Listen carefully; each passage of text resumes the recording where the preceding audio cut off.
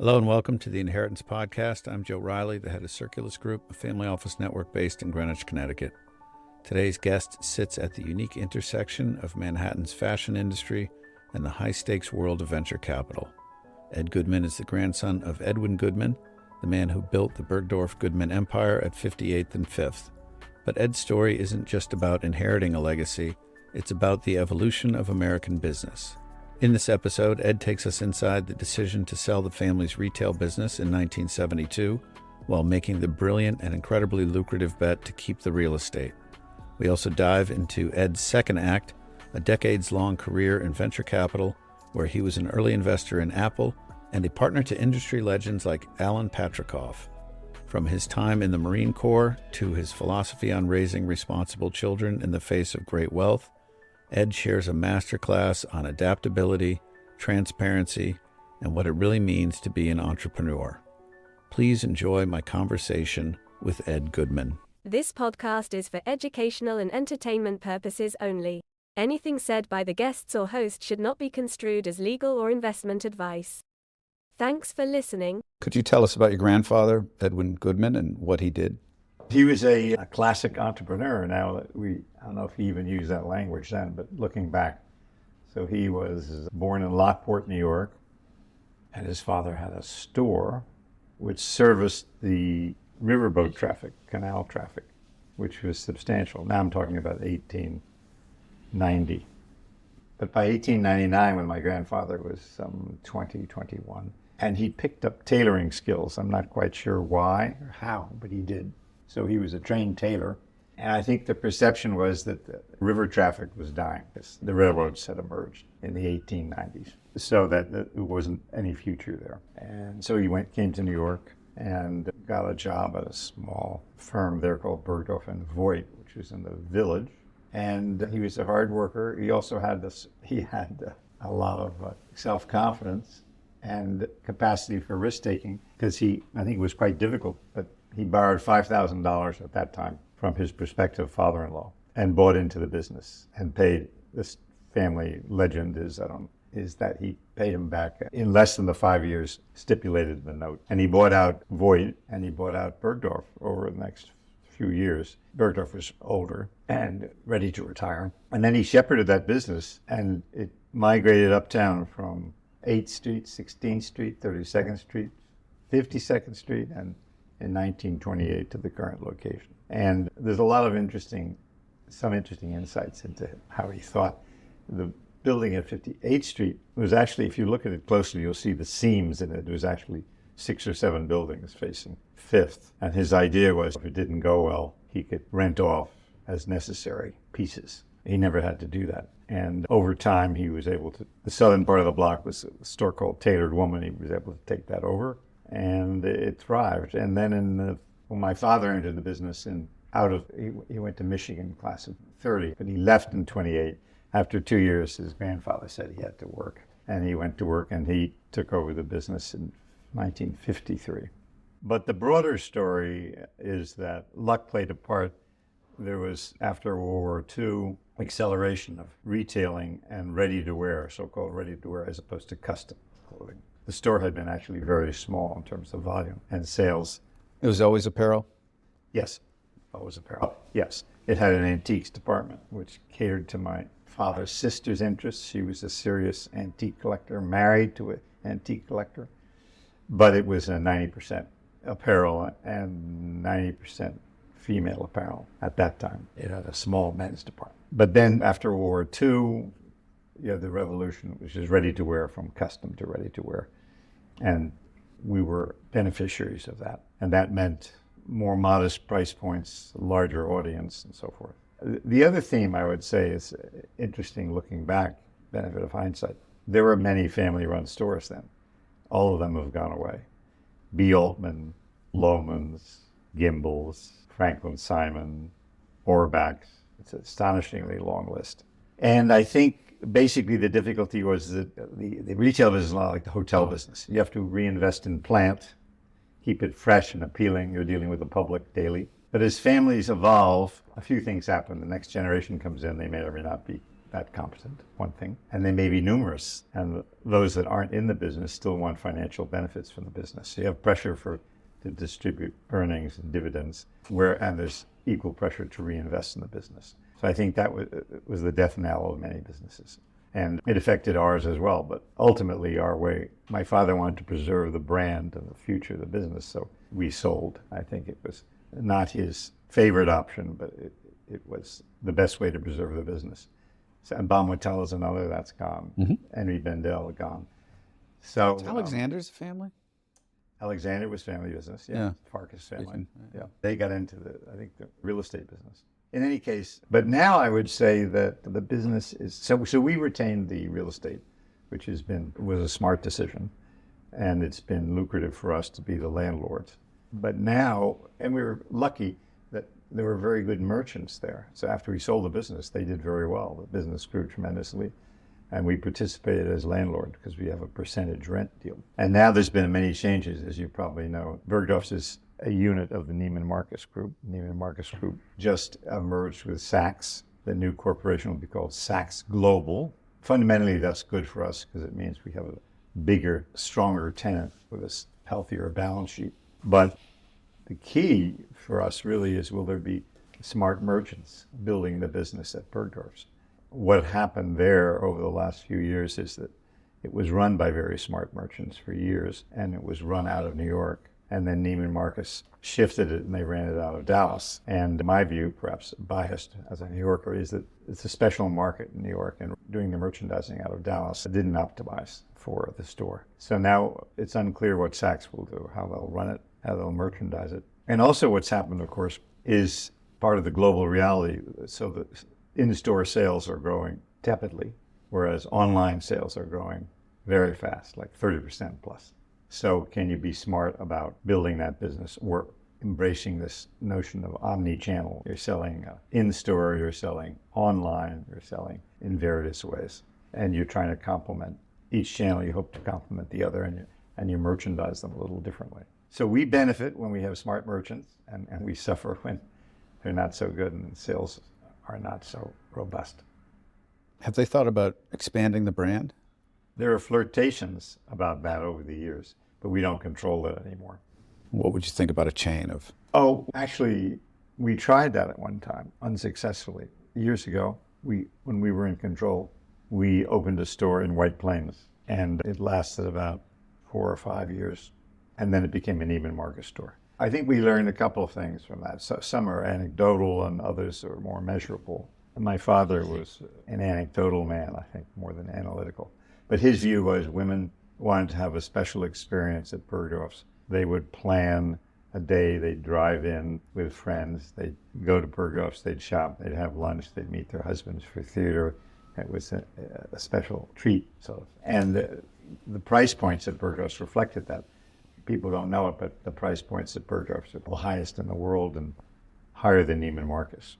And we found that didn't translate to suburban White Plains, where the shopper maybe have 2 kids in the station wagon, and she's picked them up at school, and she's going in to get something quickly. It's not an occasion, and it's not as much of a high-ticket spend. So basically, it didn't work. The volume wasn't there. The Neiman Marcus store, again, lower price points, somewhat different orientation at that time, worked all right. So the Neiman Marcus store did okay in that location. So that was one flirtation. We had others. We talked about Paris location. There's nothing really like Bergdorf's in Paris. Au Printemps is not really, it's more of a department store, more like a Bloomingdale's. And the other one, I forget, I was there the other day.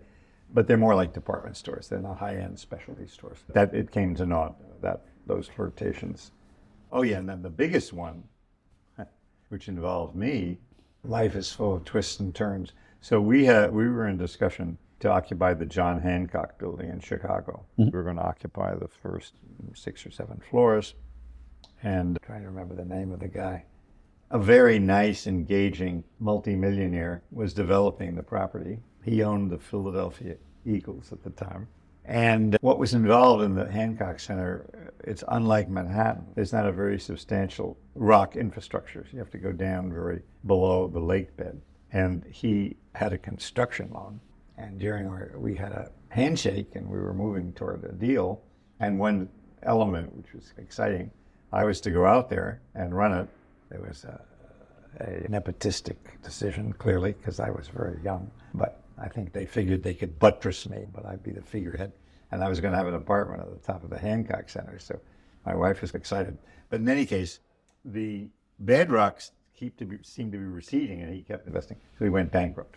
The bank took over the property, and then in a whole, probably the subject of another 2-hour interview, I decided to leave the business for a variety of reasons. Really, some of the reasons I hearken back to. The pressures of family wanting dividends and to take wealth out of the business, and the business's needs to retain earnings and reinvest, and there was tension there. I had 2 brothers-in-law in the business who were not really suited to it, and they both subsequently left. So I decided to leave the business, and that, among other things, plus the financial difficulties, put the kibosh on the whole Chicago venture, so we stopped that. So that was more than a flirtation. That was a very serious effort to locate a downtown Bergdorf's in Chicago. And I don't know whether it would have been successful, but I think it had a good chance because if Chicago was a terrific location, it would have been an iconic location, and the market is there, I think, both the local market and the significant tourist market. One of my daughters lives there, and her husband's a professor at the University of Chicago. And one thing I noted going out there visiting her is that Michigan Avenue is a huge tourist destination. A lot of wealthy Minnesotans, Missourians, Ohio, they go to Chicago for long weekends or for a week for fun. They dine out, they shop. So it was not only the local populace, but sort of as a tourist hub, I think it would have been successful. What's the difference between a high-end specialty store and a department store like Bloomie's? Bloomie's, first of all, have a broader assortment of things. We don't carry furniture, we don't carry some of the things they do, so that they're making a broader offering. I haven't been there in a while, but it used to be the case you could go to Bloomingdale's, get everything you needed for your kitchen, your living room. So we're narrower, we're much higher price point, we're fashion oriented and brand oriented. And I think and very, also, I'm not sure it's still the case, but we're very service oriented. So there was a time when the customer wouldn't come in and browse through the racks. They'd come in, they'd discuss with the salesperson what they wanted, they'd sit down, and someone else would go and bring items they thought the customer wanted.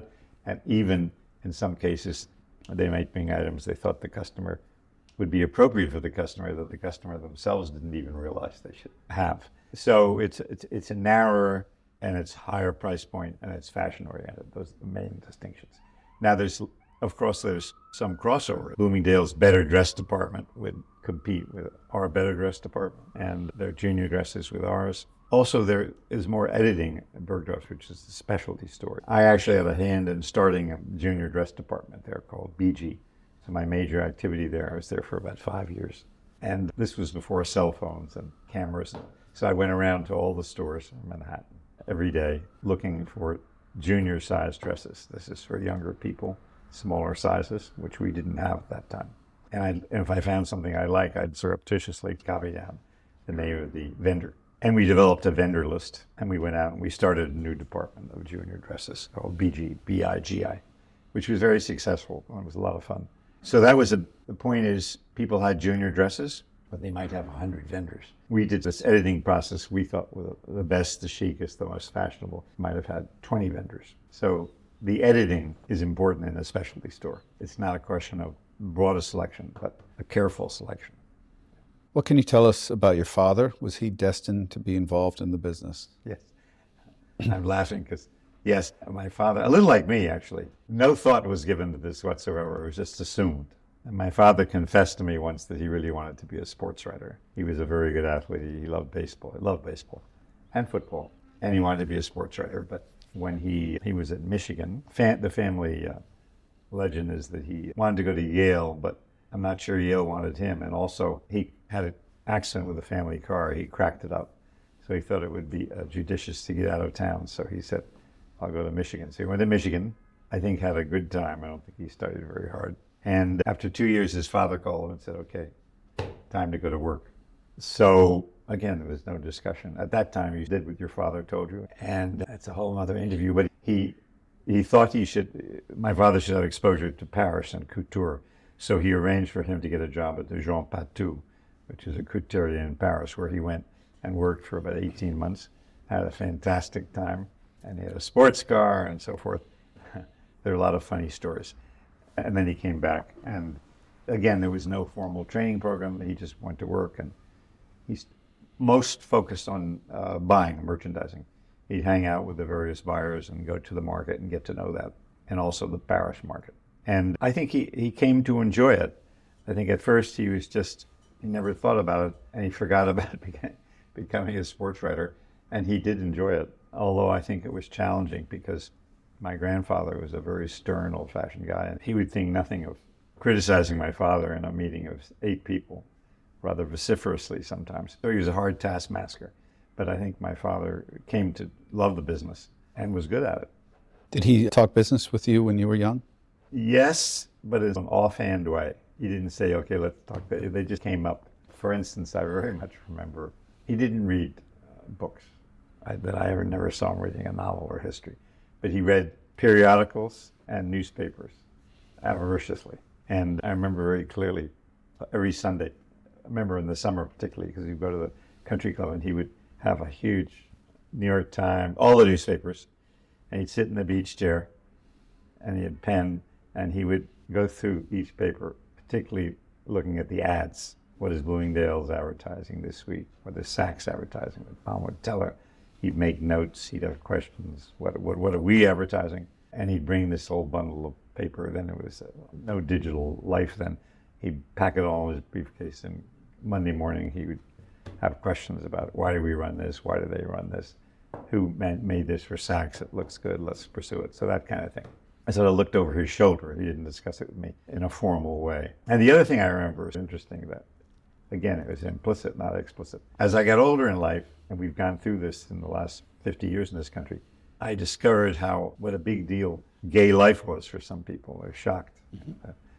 But as a young person in the fashion business, gay people were around me all the time in key positions in the fashion business. The Bergdorf was basically run by smart women. That was another factor. Women ran it, basically. All the key merchandisers were women. And many of the key designers were gay, and many of the vendors. And then it just was the norm. And then when I got off to boarding school and college, I realized this is a big deal. Now I'm talking about 1958. My college class was 62. So that was interesting. The other thing I would say is, you asked if he tutored in the business. No, but he was so involved in the business. We were a somewhat formal family. It was a big deal.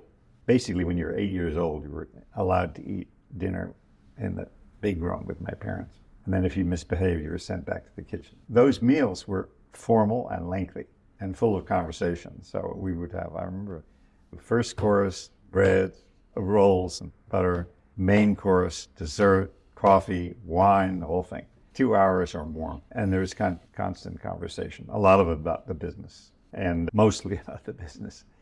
Not about politics generally, not about cultural issues generally, but only insofar as they touched on the business. My father was an Eisenhower Republican. He didn't really have strong views. He would get excited by issues like when Fifth Avenue became one way. Mm-hmm. He thought, oh my God, it's going to be the end of the world. No one will come uptown. But now how will the downtown people get up? We'll never see them. It'll be a disaster. Of course, never wasn't a problem. You think he'd like congestion pricing? I don't think he'd like it. No, I don't think he'd like it. So I'd say, looking back, those long dinner conversations touched on a lot of things. And we were encouraged to speak up. And it was fun. So I had 3 sisters. And we were, at one point, for a short time, we were all home together, but I had one little sister. She became eligible. My eldest went off to college. But there were always usually 2 or 3 of us there. And then they entertained, and we were usually invited to be around at least for some part of the evening. So that was all educational. Did your parents talk to you about money? About money? No. It was like you realized. That's an interesting question about when you began to realize you were very fortunate. I was brought up in that's another interesting topic. I was brought up in this bubble, very privileged, private schools, off to boarding school, off to Yale. And, I think I took it for granted for a long time. But the great democratizing influence for me was 2 weeks after I graduated from Yale, I was on Parris Island in the Marine Corps, because at that time there was a draft and I had fallen in love. I wanted to marry my wife. And I realized that I was up for the draft and I'd be 2 years away. I didn't want to take the risk. I asked her whether she'd wait for me. She seemed slightly ambivalent. So I decided the Marine Corps is the only branch that had a 6-month training program followed by 5 years of reserve duty, which meant 1 weekend a month and 2 weeks of training each summer, which became a pain. But for me at that time, it was better than 2 years away. And it allowed me to marry, which I did a year later, and to go into the business, go to work. I'd say that a deep dive into small d democratic experience, it was a great experience, life forming for me. I'd say my way I characterize that is a fantastic experience, but unlike other fantastic experiences, not one you want to repeat, but it was an incredible thing to go through and realize resources that you you weren't really aware of, a certain level of self-confidence it gave you with people. Original bunkmate was a poor little guy from rural Georgia. He had to have all his teeth pulled. He'd never been to a dentist. He had to have classes. He'd never been to an eye doctor. He actually didn't make it. He was slow. But the system there was you went through this training unit, and if you weren't making it, you were put back. And if you didn't make that, you put back again. And if you didn't make that, you were discharged, general discharge, which I suspect was his fate. But it was a shock for me to be with this kid and others. Most of my unit, this was a coincidence, but 10% of us were college graduates. So most of the units were high school graduates or dropouts, and most, just coincidentally, were from the South. So they were very good because they were very good shots. They all had been hunters as kids, and I was just sort of city slicker. But I learned it. And also, one aspect of Marine Corps training, as part of the training, is they try and find whatever weakness you might have, and they drill in. So they found out I went to Yale, and they had a lot of fun with that. I made some mistake, and there were a lot of other funny incidents. I'll just relate one because it was a classic. My mother, may she rest in peace, the DI said to us at one point, "Look," he'd call us girls, he said, "Look, girls, I want your boots to shine so you can see your face in there." And they said, when you get them to a certain point, you send to your mother, your girlfriend, whatever, and you get some nylons, old nylons, and you take those nylons and that'll give you a really high sheen. So I sent my mother a request, and what arrives in the mail is a silver box with a red ribbon, Bergdorf box, with a dozen Christian Dior brand new stockings. And the DA, they had no compunction about opening the mail. You'd come up to get your mail, and he opened it up and he held the stocks up, A difficult time, a difficult moment. But anyway, so I went through that. And so I think that put a lot of things in perspective, and it was good for me. Did your father give you any advice about handling money or your financial affairs? Shockingly little. And also, I would say, he was incredibly opaque about it. So I never knew. This talked about, is this kid wealthy, or are you just from a wealthy family? That's distinct. We lived nicely, but not. My wife and I had a 1-bedroom apartment in Manhattan. And we had one kid, and that child actually went sort of essentially a closet with a window on an alley. And then we had the second child. We got our first real apartment. We bought an apartment, and I had to borrow from my father. Again, this perspective, it was $70,000 for a 3-bedroom apartment on Park Avenue. And it's actually declined in value because it was 74 and we had a recession. It ended up being as low as $40,000, and then it climbed over. We were there for 22 years. But anyway, he never discussed it, and my wife and I joke about it today. Like we had taxes due. We weren't great financial managers. We didn't pay much attention. And what we were going to do, and when things were a little tight, and all of a sudden, whoop, a check would come in the mail from some trust, a trust I never heard of, that my father never discussed with me. And said, "Oh, we're good." No, he didn't. And he, interestingly, My reaction to that has been to plan things more carefully and advise my daughters, be much more open with my daughters than they were with us. How has that affected the way you've dealt with your own children? And I think you recently transitioned the trust to your children, and you put some work into that.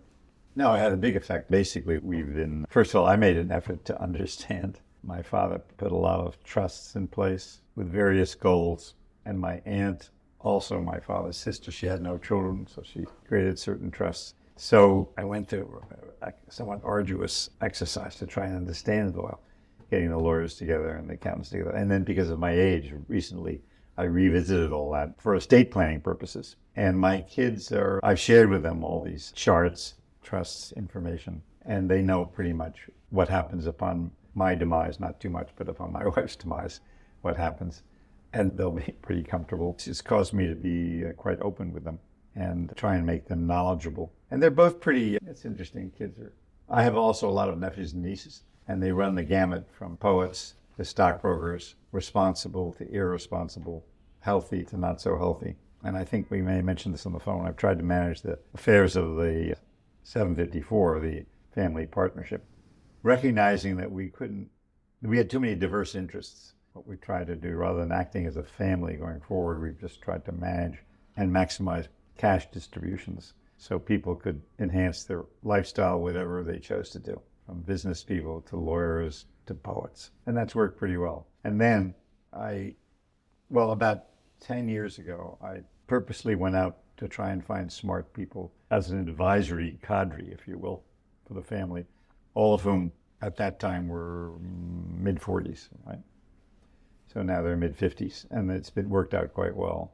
And the partnership, which is the landlord to Bergdorf's, essentially, in which there are about 20 family beneficiaries and owners. It's run by my daughter now. I handed that over about 8 years ago. And at that time, which sounds hopelessly nepotistic, but I thought she was the best qualified. But what I did, she's very smart, and she's also common sense, and she has good people skills. And my reading was she was respected by her cousins. And I said, this doesn't happen unless you lobby your cousins and get their endorsement, which she did. So she's been in the legal control passed to her, the governance, as I say, about 8 years ago. I still am eminent grise in the corner. I advise her, and she has advisors, but she runs it. It's not very taxing. It's basically the issue of monitoring the rentals for accuracy and managing the cash flow for taxes and distributions. We have people that do it, but we monitor it, and we meet quarterly as a family.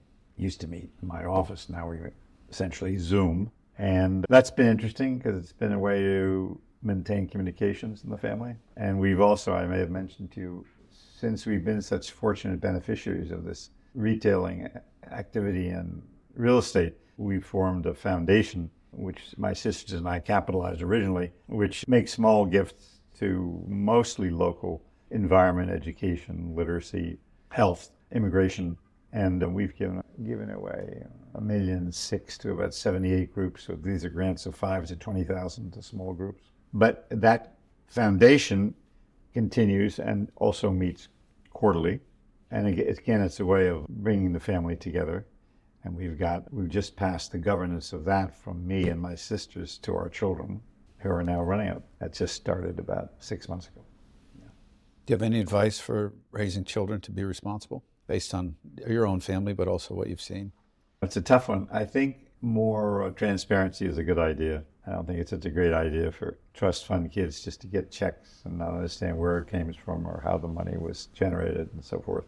So I think transparency is one thing. And I think it's my wife and I have talked about this, because some kids are conventionally successful and some not. And they all benefited financially from the family's history. And the difference, I'm not sure what the difference is, but I suspect it has to do with their parents and what the messages they got.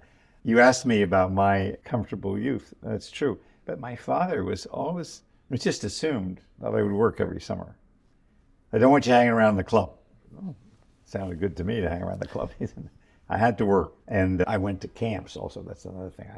My wife and I are amused when we talk to people. We see young people talking about, should we send John to camp for 2 weeks or 3 weeks? I was sent for 2 months. At the age of 8, I was sent away for 2 months. And then I was sent to boarding school. It makes you more independent. And then when I was through camps at 16, I had to have a job. And some of them weren't very arduous, but you had to show up, do whatever the job was. And some were amusing. He got me a job at Saks Fifth Avenue in White Plains.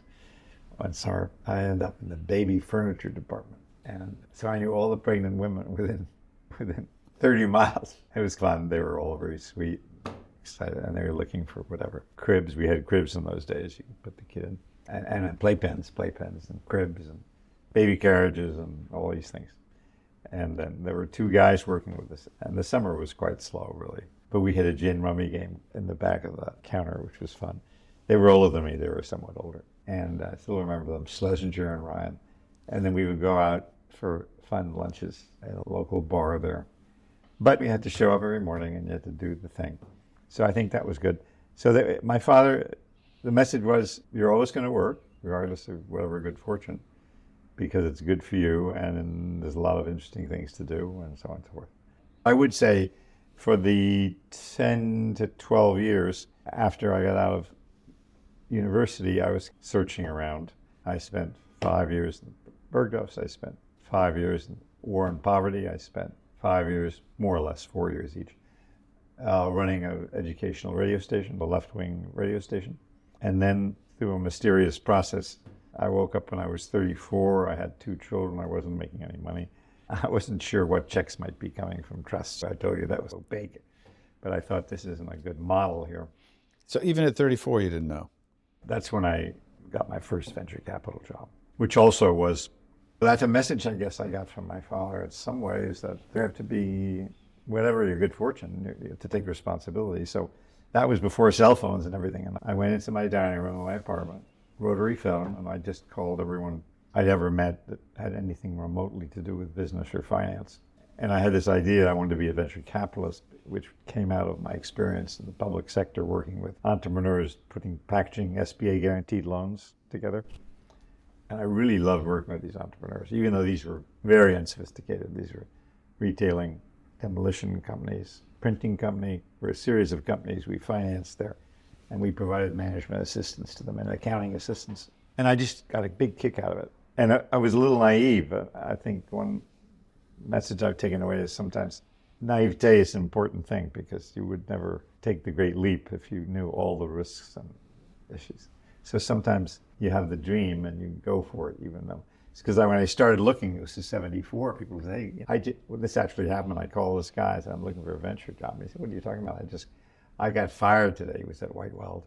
We're in a recession. No one's hiring. Click. So what I did was if I talked to people and they had nothing, I said, can you give me 3 names of people in finance? And I proceeded that way. And someone introduced me to Alan Patricof. And it was a very small firm. It was him, a woman named Pat Clarity, a fellow named Bob Farris. So I was a third hire. So she said, I'll give you, your resume is a bit odd, but I'll give you a 6-month trial. And that ended up being 7 years, going to school, Columbia at night, learning the business. It's hard to believe, but I did spreadsheets on accounting paper by hand.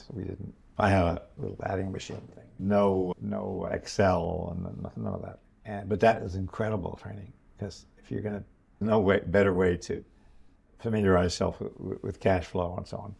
Realize you have a 14-column spreadsheet. If you make a mistake here, you have to erase everything and go back. It made you very attentive. And then we had an SBIC then, and I ran that. And again, it was an era of, it was the Wild West. It was before the industry became more mature and more disciplined. So we invested in whatever we thought was appealing, which is an incredible place to learn the business. Radio stations, medical equipment, a commuter airline, software companies. How did you do your sourcing? Did you have an idea of what you wanted to do, or was it opportunistic? Opportunistic. And Alan was a very creative and aggressive guy. I remember, I was impressed by this. Every Friday night, he would have a stack of annual reports on his desk, and he would load them into his briefcase, and he would read them. And then he would, so one of the things at that time, it's hard to make a living as a venture firm, because no one had a meaningful capital. So we did consulting on the side, or M&A advisory. So he would write a letter to it. He said, I read your annual report. I think it's very interesting. I noticed you made an acquisition in this field. I think we could help that. He was tireless and energetic. And this generated business, advisory business, and then that generated deals sometimes. So it was really his energy and his network. I give him great credit for that. And he'd been around Wall Street before he started his firm, maybe 10 years. No, not even that long. Well, let me see. He's 88. I'm 85. So 4 or 5 years he'd been around Wall Street, running money. And he was very practical. He went to Ohio State, and I remember he said, I wanted to make a lot of money. So I figured, how do you make a lot of money? You got to be near money. So I went to Wall Street, and he ran money for the Gottesman family. And then he started this firm. And the model, it's tiny now in these terms. At that time, he assembled $3 million, and then we had clients. So if you were a client, you paid us $25,000 a year to see deals. And then we would say, okay, we love this deal. We're putting up for 10% on these terms. So we put up $100,000, let's say. And then we'd invite, like 20 clients to participate. And we write a memo. And if you wanted to participate, you say, okay, I'll take 50,000 or I'll take 30,000. And the deal was that then we nurture, develop, and hopefully sell it profitably. And then we had the right to buy 10% of your interest at your basis for 5 years. That was the model. And then, you're familiar with ERISA? So ERISA happened, 74. It wasn't promulgated until 79, but it happened in 74. And then an ocean of money became available, 1% of pension assets. And the pension assets grew to be like 70% of the money. The whole thing changed in 79. And we raised our first fund in 76, a meaningful fund of about 26 million. And we thought, wow, 26 million, that's fantastic. And then, so Alan is a wonderful guy, but very demanding and exhausting to work for. And I didn't see that as a long-term plan. So after 7 years, fortuitously, I met this British bank, Hambros, and they were looking for someone to run a small pool of capital they had and to expand it. And after endless teas, 9 months of interviews, they hired me. And I was there for 17 years. And I had a great time. And we built up the American venture activity. And I midwifed similar activities in Australia, Israel, France, UK. And it was great. I loved it. I still have friends from the bank. The bank got into difficulty as a public entity, was broken up and sold. So for about 10 minutes, I worked for a South African bank called Investec that bought the assets. It became quite clear they weren't interested in venture activity. And I'd never been fired. I didn't want to start. So I went to them. I said, look, I don't think this is working. They were very gracious. They let me stay in the office. And I started my own firm. And then I had built some wealth. I spent about $800,000 to start the business, including leasing space. And I think I may have mentioned this on the phone. I found my partner then, who's still with me, is now the managing partner, co-managing partner. So he's now 56. So then he was 26, and I was 60 about. And he was an M&A guy and smart and wanted to get on the principal side. How does a partnership like that work? Such a vast difference. Yeah. I think what happens over time is that he had very smart, but I had the experience in the venture business. So we worked together, and all the decisions were joint, but I had the whip hand, I would say. But that changed quietly over year. What you have to learn, I think, as a senior guy and an older guy, is to relinquish control intelligently, relinquish control to smart younger people, which I did over the years. And then in 2017, he became the managing partner. And we effected a merger with another firm, like a guy from that firm. That fellow's 63 and Todd is 58. They're the managing partners. And the rest of the partners are all 50s in their 50s. And we have one guy here now who's 20, 25. So I think there's no magic formula, but you have to, speaking as the older person, you have to encourage and guide and give up initiative over time. Otherwise, the younger person will leave or be frustrated. Tell us about your investment in Apple. That was, I give Alan credit, really. It's hard to believe Apple was, to our great credit, we made the investment. To our lasting discredit, we sold it too soon. But we'd been watching this market. There have been a couple of little PC firms that failed, and we looked at one. It was a laptop, but it was like this, weighed about 60 pounds. It had actually, it's like a suitcase thing. Mm-hmm. So bizarre. Anyway, but Apple was pretty good, and they had grown, so they did that particular year, 79 million in sales. Laughable, isn't it? 79 million. And they earned about 13 million pre-tax. And they were raising a final round in anticipation of going public. And it had become very hot prospect. And we couldn't get in. And Alan just kept calling every single day. He said, "You got to get these." He dealt with some of these brokers. He said, "You got to get me. You can get me 250. You got to. And finally, we got it. It was really to his credit. But it fell into the basket I was running, this SBIC. I can't remember the numbers, but I think we made something like 15 times our money. But had we kept it, I'd be retired, an island in the Caribbean. Out. It's an incredible story. So that was the $250,000 investment in that SBIC, which had about something like 2.5 million of capital. And we leveraged it, I just think 1-to-1, you could leverage SBICs. So we had 5 million of capital to deploy. And we ended up with a bunch we had some other good investments, medical equipment. And then my first deal in the business was this radio station. That's bizarre now. Radio station in Oklahoma City. I can't remember. I met the entrepreneur who was impressive. I brought him in, he met Alan. And anyway, we did the deal. I spent some happy times in Oklahoma City. And basically the radio station and TV business is a business involves, first of all, the quality of the physical signal, if you have a good signal in a good market. And it did. And then it's management and very much also sales, add sales expertise. And to be simplistic, you buy a station with a good signal, encourage good management, or hire better management, add sales management. And the business could be very lucrative, like 30 or 40% free cash flow on a radio station that had a healthy advertising revenue. But I also learned that, and we did well, and we ran it for a few years and we sold it, and we made about 4 or 5 times our money. But I learned also that it's very vulnerable, that business. If you're in a market like Oklahoma City, there might be 2 or 3 hot stations, maybe a rock station, a folk station, a news station, talk radio station. But just say if you work for one of them and you're a top ad salesman, there's nothing much to keep you. So the radio station across the street says, "Come on over, I'll double your salary."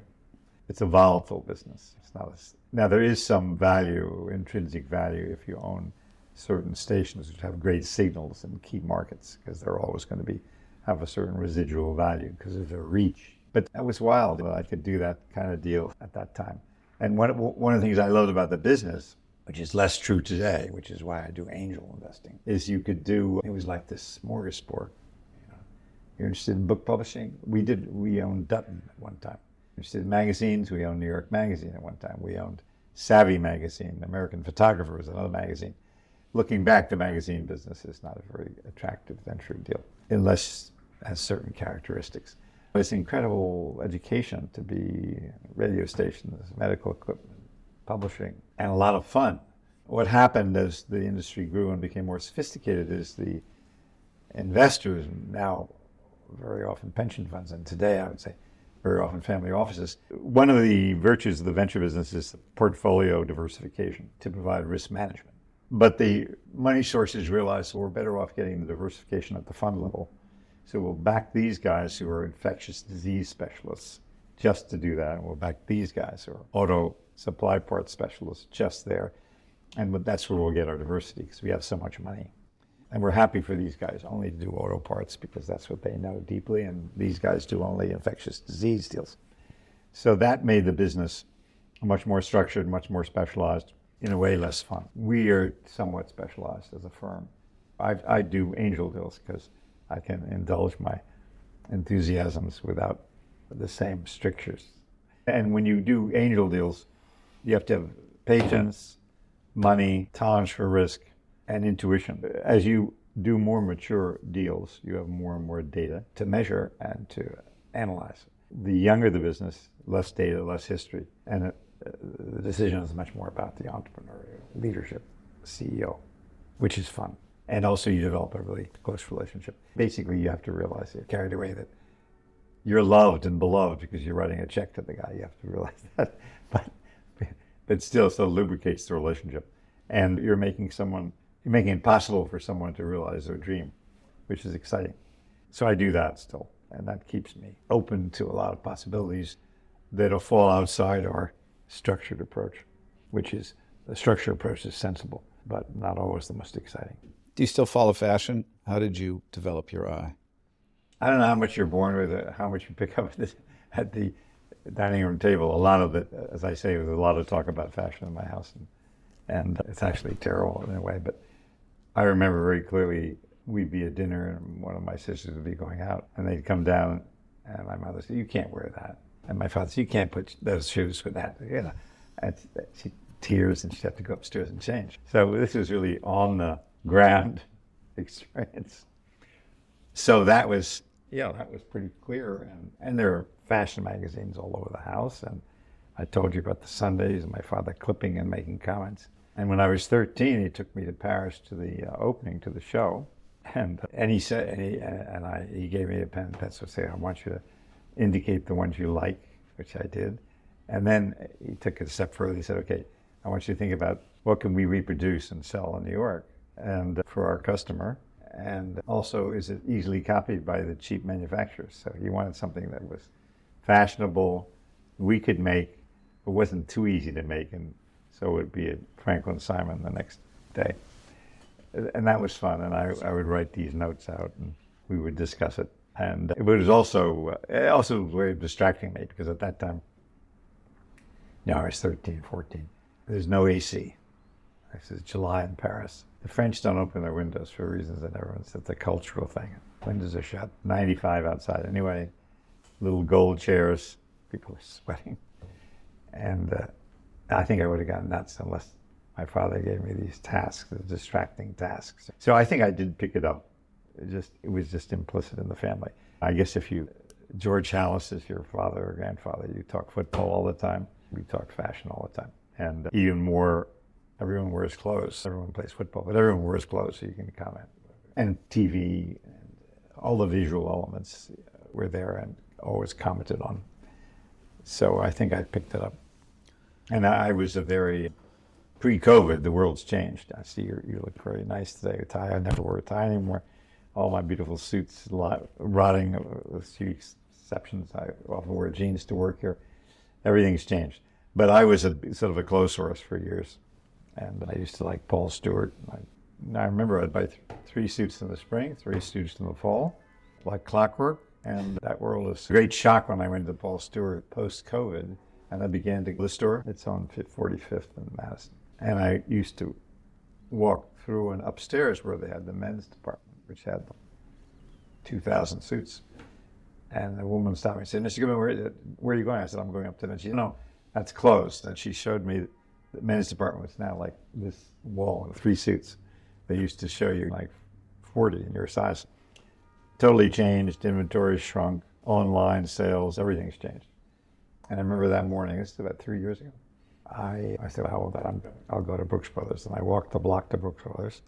Closed. It's gone, yeah. I was totally shocked. It was like an icon for me. Yeah, everything's changed. But I was a clothes horse at that time and enjoyed it, loved clothes. And I still go to BG Men's now and then. But it's just less reason to bother.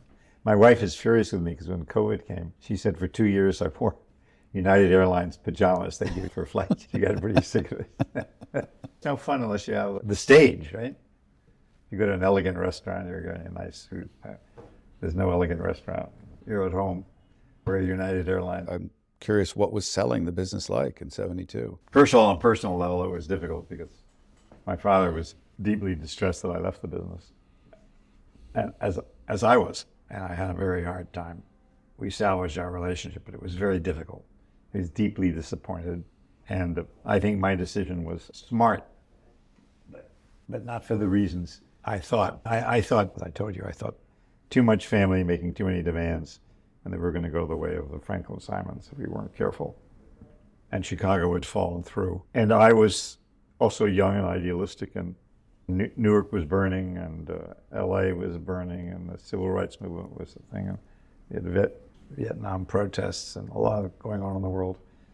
And I felt I wanted to be more a part of that. So anyway, it was extremely difficult. But my father is a sweet guy, and he's not a combative guy, and I think he understood that if it wasn't going to be in succession. My sisters weren't interested, my brothers-in-law had left, and that was the sensible thing to do, and we could preserve the brand, the reputation of the store, and have it continue.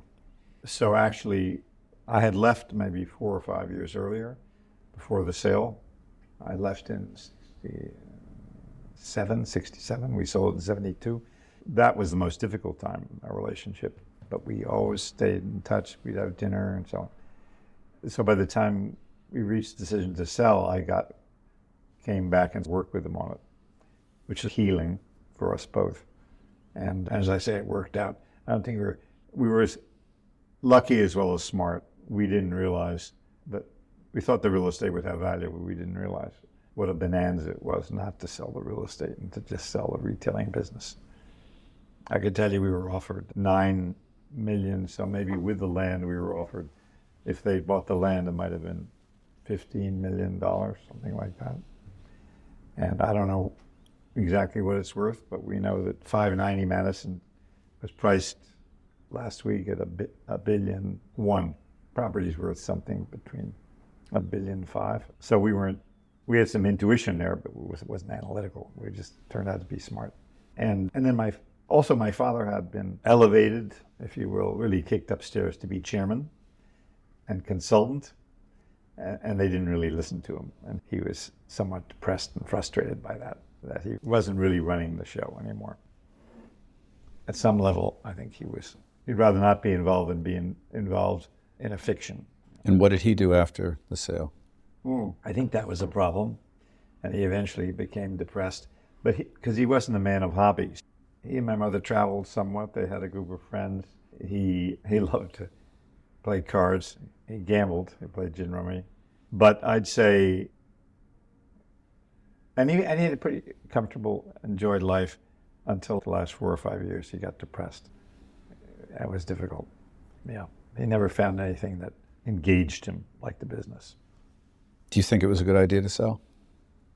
Yes, because as I said earlier, I think that the family dynamic was such that we weren't going to be able to support everyone the way they wanted to be and keep reinvesting in the business. So I think the answer was, and we didn't have the management talent.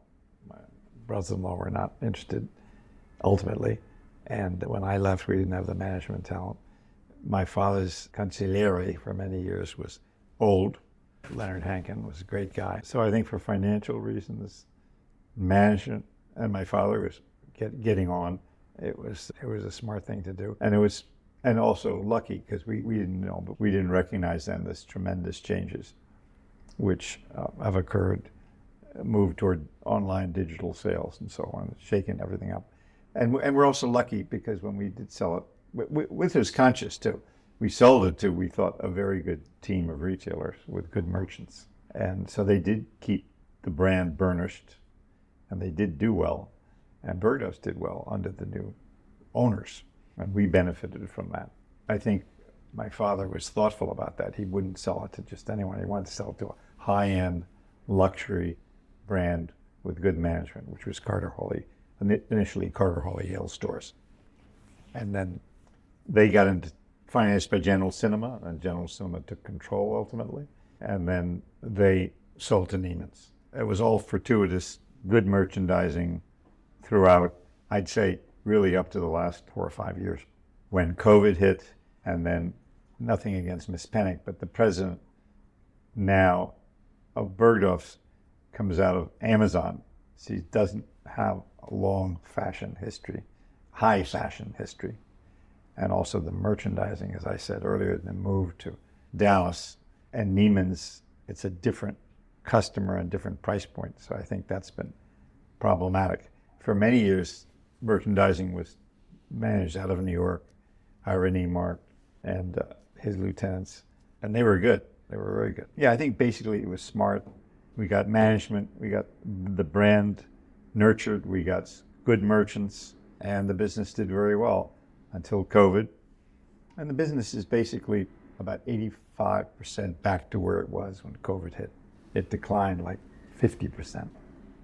But now we're at a new tipping point with Saks Global, and the guy who runs Saks Global we've met with. He's essentially a real estate guy who made us a lot of money on converting Lord & Taylor. That's another one that died. So what will happen now? He, understandably, wants a lease extension before he makes any capital investments in the property. And we're happy to give it to him for certain compensation, which will be already started negotiating. So we'll see what happens. But the key for us will be, will talented merchants be installed at Bergdorf's, and who can manage also the complementarity of in-store and online. The smart merchants use online to drive traffic in-store and use online to promote the brand generally, which helps the store. And that's what I hope will happen. Yeah. Versus what's happening everywhere else. I know Ferragamo now, the stores are basically, they're just showcases. You're not really, Yeah. You look at something online and maybe you want to see what the jacket's like. And I see Thomas, I think he's really the smartest guy around now, or no, and what he's done with Tiffany. And so we'll see. There are a lot of geographical elements in play that are good for us. Vuitton is building a tower at 57th and 5th, renovated Tiffany, got Bulgaria in that other corner, and you've got us on that corner. So that neighborhood is going to be enhanced, and it should be more and more reason for people to shop in that neighborhood, both traditional customers and tourists. So I think it's auspicious, but there are a lot of elements. We'll see what happens. The other big thing that happened, of course, which we didn't touch on, is that I think we reacted to it. Whether we reacted to it fast enough, I don't know. But power shifted from the retailers to the brands, and the brands realized they're spending a lot of money promoting their brands, and that they could reach out directly, Armani and others, through retail outlets. Whereas historically, the role of the fashion store was to provide the editing function and the presentation for all the brands. That was greatly weakened as the brands did their own direct promotion. But I still think there's a role, speaking as a man now and as a shopper. If you go to Bergdorf Men's now, so what I would like is to see all the suits in my size in one place, like you used to at Stewart and at Brooks and so on. You go into Bergdorf Men's, they say, well, are you interested in Armani? Or are you interested in Zegna? Are you interested in whatever? I said, no, I was interested in 42 Long. That editing function, this sort of gave it up, surrendered. Now what you can do is say that you can call up and make an appointment and say, please assemble 3 Zegnas, 2 Armanis, 3 this, whatever, and I'll come in Tuesday at 11. But basically the editing function, the editorial function, has been vitiated among the retailers, and the brands have risen. And if you're a brand, if I was running Armani, that's the name I want to promote. I want you to see 10 suits, of which I have 2. I want you to see my 10. And that's just the way it is. Ed Goodman, thank you for joining us and sharing your wonderful story. Thank you for your time. I appreciate it. Thanks for listening. If you like the podcast, please share it with your friends and take a minute to leave us a review on Apple Podcasts. We appreciate it. Fun.